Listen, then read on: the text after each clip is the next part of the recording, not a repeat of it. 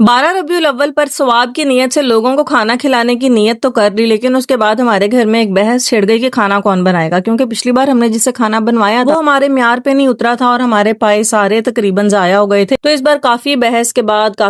बाद मैं बहस में जीत गई और मैंने कहा कि मैं खाना बनाऊंगी, जिसके अंदर शामिल थे तकरीबन 8 या 10 किलो चने थे और 8-10 किलो ही गोश्त था, 5 किलो ऑयल घी के पैकेट थे और अदरक लहसुन और मिला मिलू के 25 केजी का सामान बनता था। खैर मैंने बहुत बहस की कि मैं किसी से नहीं बनवाऊंगी और अपने हाथ से खाना बनाकर जो मतलब आपको सुकून आता है अल्लाह के बंदों को खिलाने का, वो आप बाहर से जब बनवाते हैं ना वो सुकून तब नहीं आता। मतलब आपकी एफर्ट्स बहुत ज्यादा लगती हैं, जाहिर सी बात है, लेकिन कोई बात नहीं, जब शौक होता है, जब जज्बा होता है तो इंसान सब कुछ कर लेता है। हालांकि मेरे शरीके हयात ने मुझे बहुत बार मना किया कि नहीं रहने दो रहने दो रहने दो, मैंने कहा नहीं मैं खुद ही बनाऊंगी। शरीके हयात ने मेरी बहुत ज्यादा हेल्प की, अदरक लहसुन का पेस्ट उन्होंने बना के दिया, उसके बाद सारा चिकन उन्होंने वॉश किया, फिर वो थक गए थे काफी और ये हमें सुबह 12 रबीउल अव्वल थी और हम मतलब कि 11वीं की रात को ही, मतलब पिछली रात को ये सारा कुछ कर रहे थे, क्योंकि फजर के टाइम हमें ये सारा खाना पहुंचाना था मस्जिद में। 12 रबीउल अव्वल वाले दिन फजर की नमाज के बाद महफिल मिलाद था और वहां पे जितने भी नमाजी आए हुए थे और महफिल मिलाद सुनने आए हुए थे उन सबको हमने नाश्ता सर्व करना। तो जाहिर सी बात है कि 12वीं की रात थी तो शरीके या तो महफिल पे चले गए थे,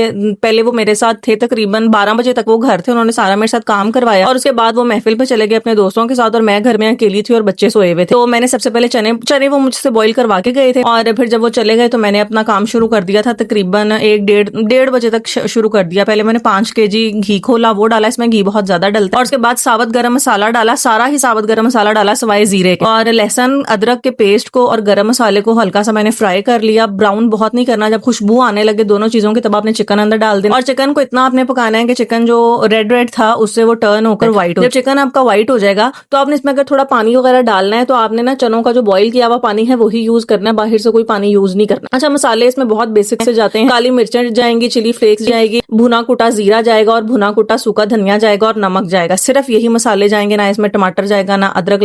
ना इसमें प्याज जाएंगे, और पानी वही यूज करना है जिसमें आपने चने बॉईल किए हुए, इसलिए हमने चने बहुत ही खुले पानी से बहुत अच्छी तरह से धोए हुए और सुबह से मैंने चने भी धोए हुए थे और शाम को यूज की। जब ये चिकन से ना घी अलहदा हो जाएगा और अच्छी तरह भुना जाएगा तो आपने ये सारा चिकन के अंदर ऑयल है ना इसको आपने अलहदा कर लिया, ये हम लोग यूज करेंगे बाद में। 5 किलो हमने ऑयल डाला है, इसके अंदर आपने ना कोई 1-1.5 किलो ऑयल छोड़ देना, बाकी आपने ऑयल सारा निकाल के सेपरेट कर लेना, वो हम एंड पे इसको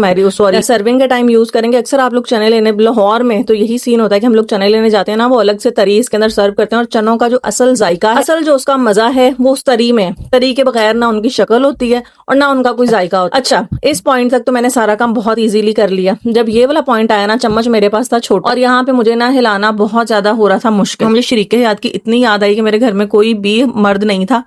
और मुझसे हिल ही नहीं रहे थे। जाहिर सी बात है बहुत एक मुश्किल